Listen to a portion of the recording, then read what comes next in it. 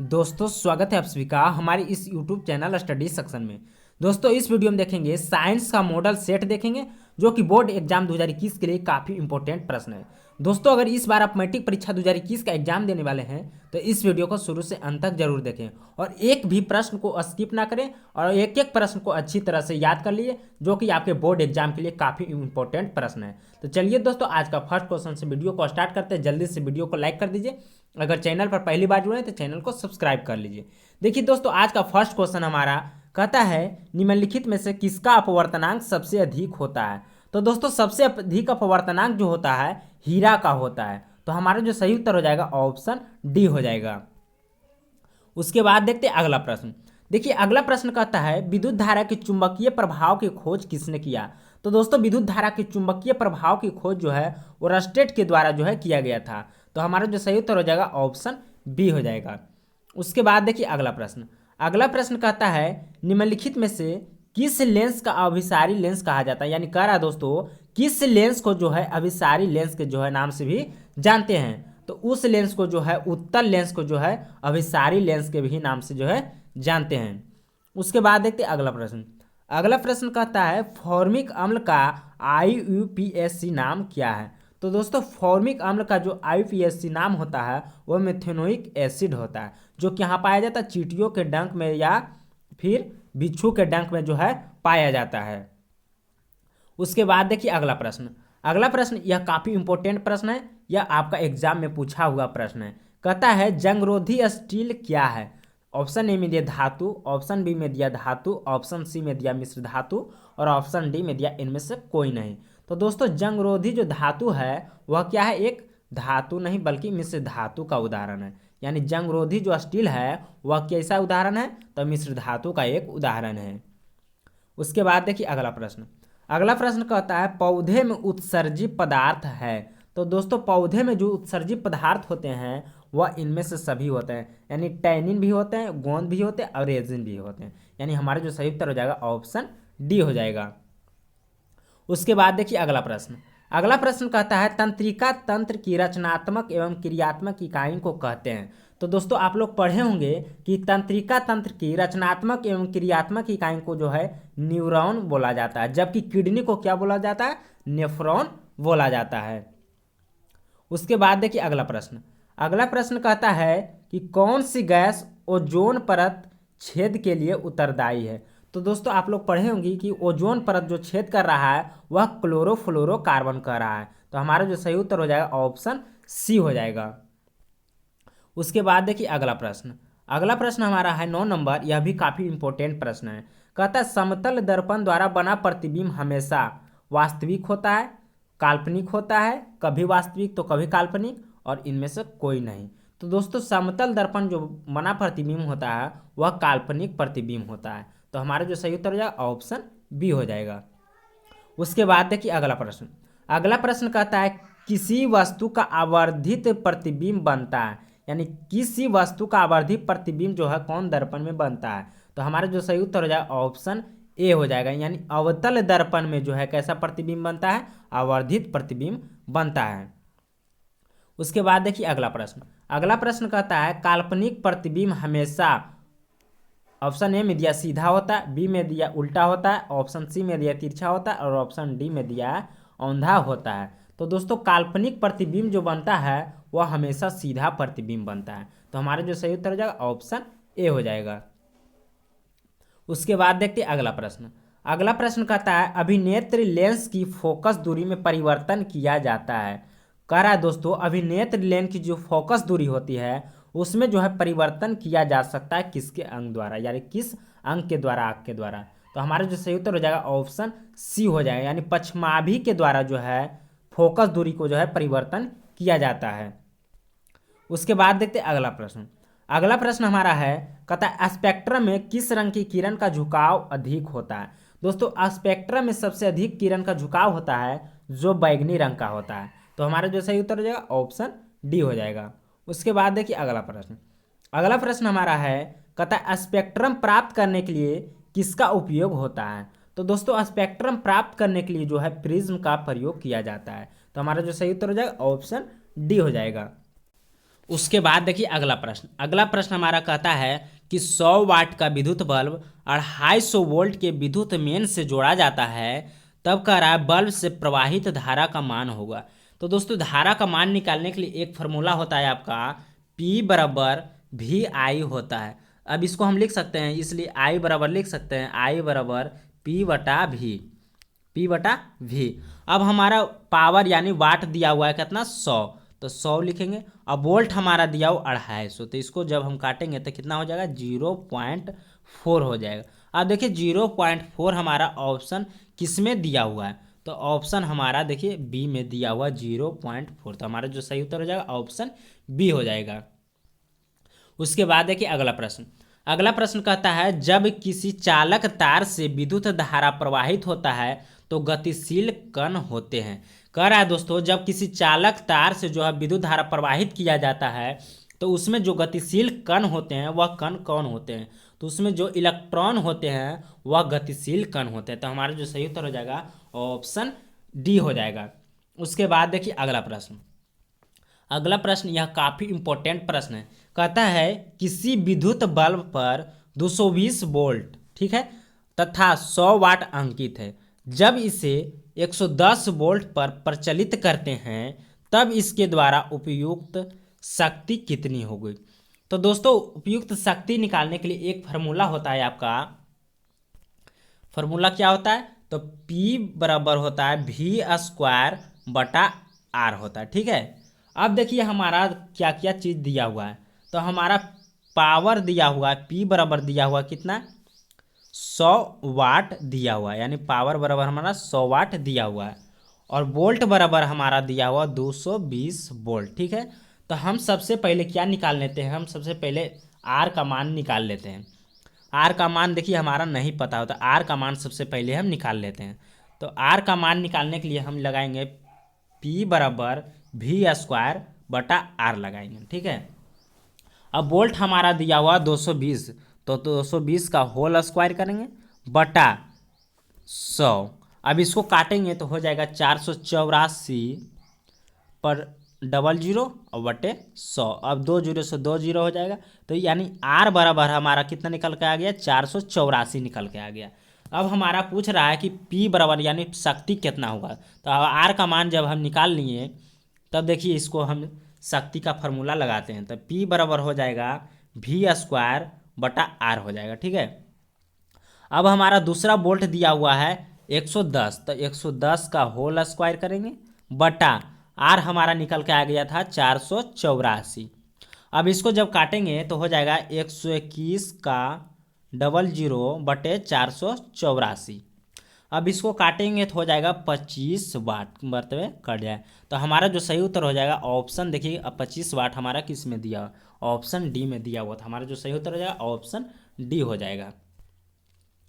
उसके बाद देखिए अगला प्रश्न कह रहा है दोस्तों, कहता बैटरी से किस प्रकार की धारा प्राप्त होती है।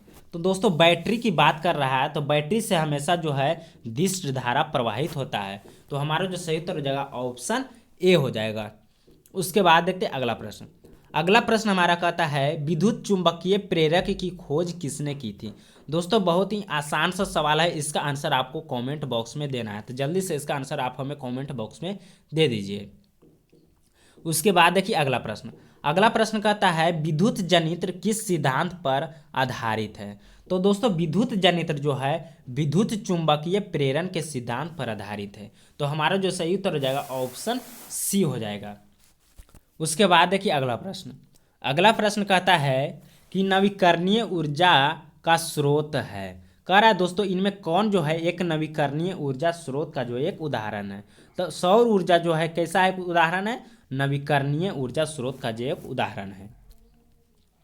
उसके बाद देखिए अगला प्रश्न कहता है अनवीकरणीय ऊर्जा का स्रोत है। तो दोस्तों अनवीकरणीय ऊर्जा स्रोत का जो एक उदाहरण है जीवाश्म कैसा ईंधन है, तो अनवीकरणीय ऊर्जा स्रोत का जो एक उदाहरण है।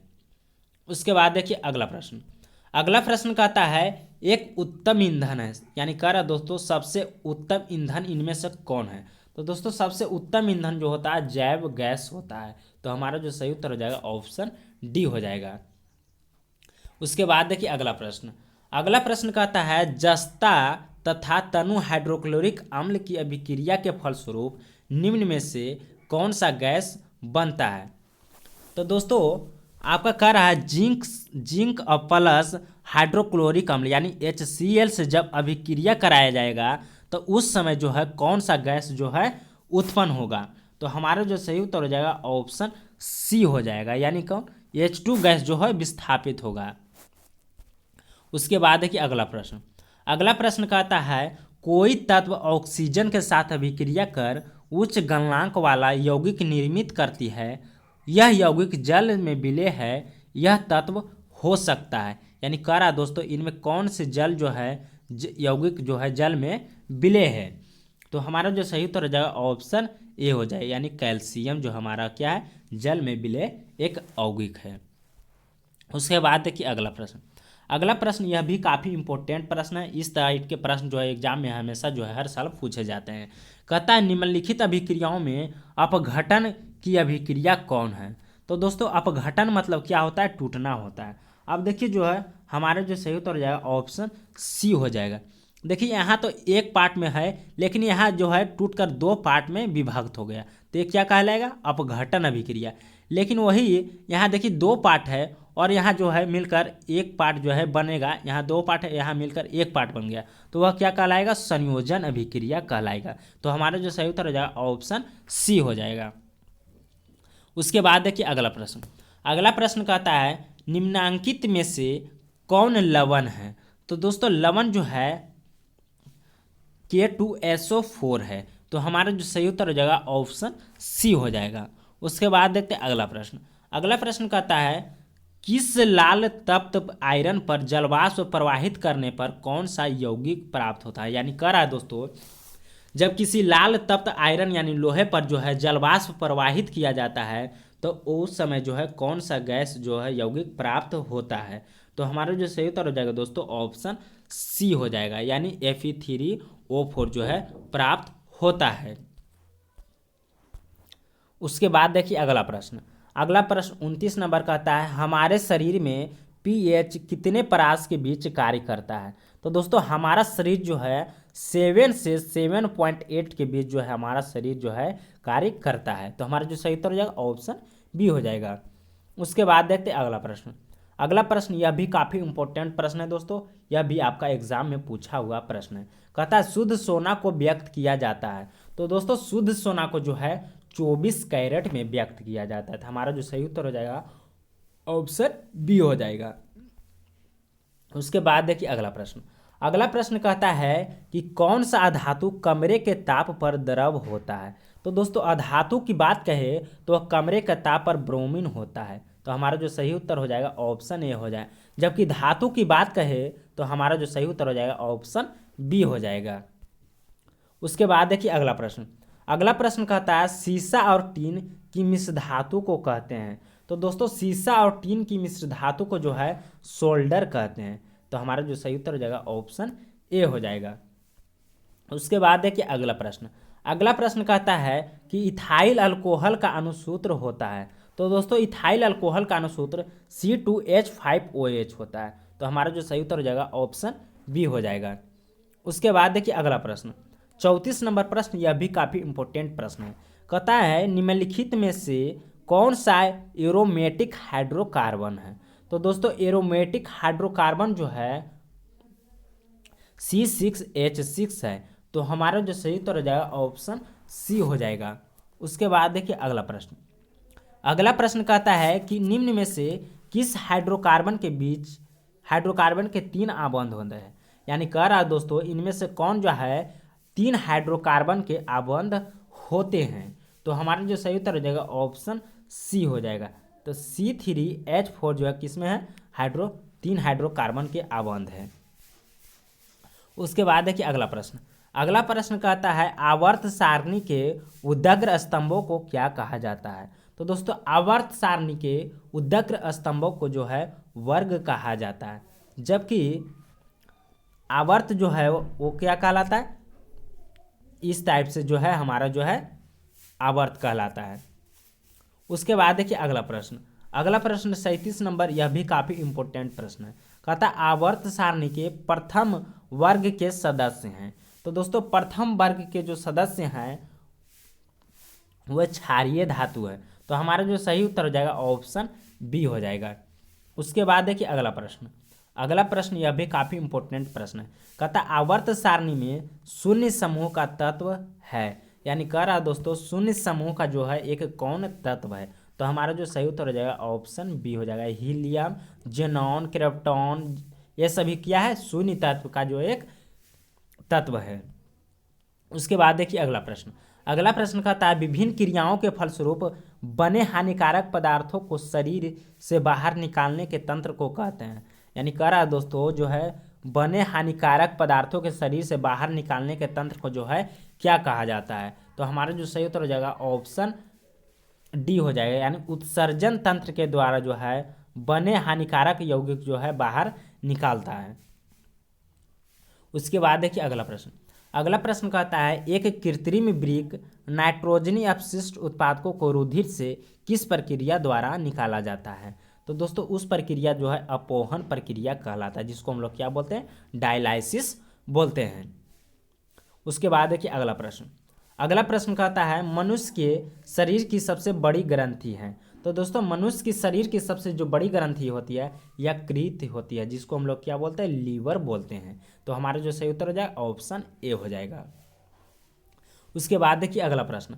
अगला प्रश्न कहता है ग्वाइटर अथवा घेंघा पनपता है। तो दोस्तों ग्वाइटर अथवा घेंघा जो होता है आयोडीन की कमी से होता है। तो हमारा जो सही उत्तर हो जाएगा ऑप्शन बी हो जाएगा।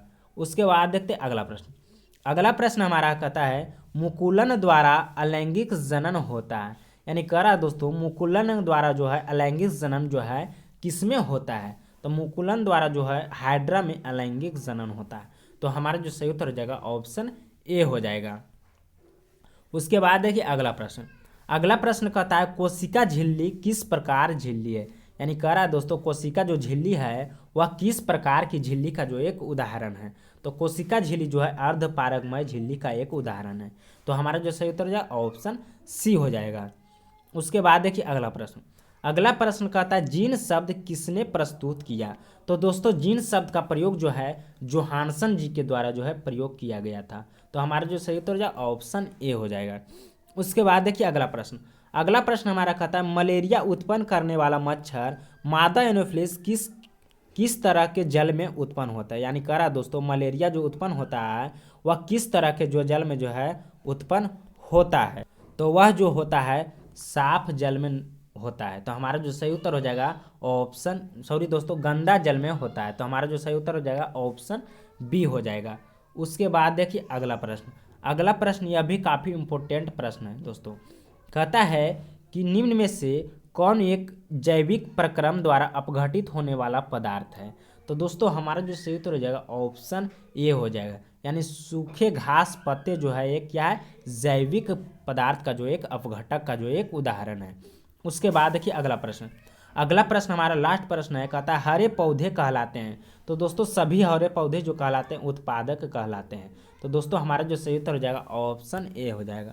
दोस्तों फिलहाल के लिए इतना ही मिलते हैं। और आपको 48 प्रश्न में आपको पहले से कितने प्रश्न याद थे आप हमें कमेंट सेक्शन में ज़रूर बताएं। तो दोस्तों मिलते हैं अगले वीडियो में।